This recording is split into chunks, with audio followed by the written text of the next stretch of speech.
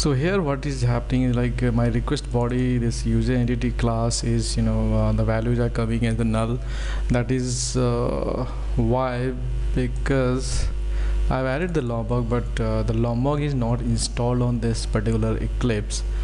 To do that, what we have to do is like I have to download the Lombok from the Lombok site. Lombok with this jar file. Where is it? Download. Yeah, which I already done. We just need to install it.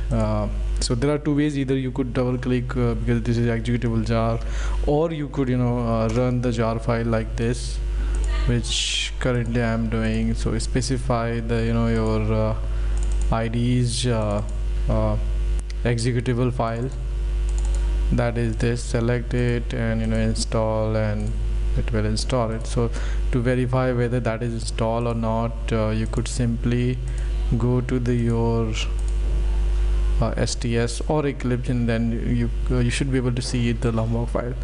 So if I am opening it, so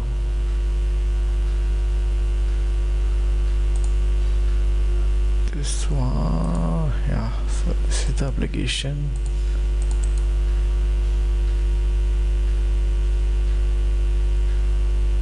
Run, yeah.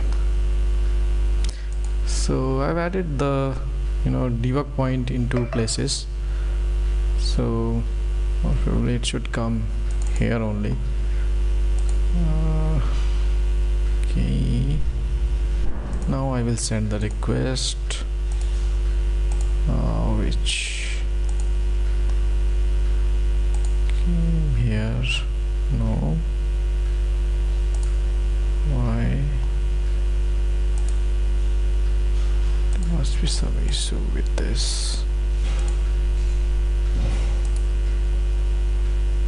Okay, so it is getting created. So let's see the records. There are, yeah, the second record is there. Not sure why debug point is not coming, but at least it is working.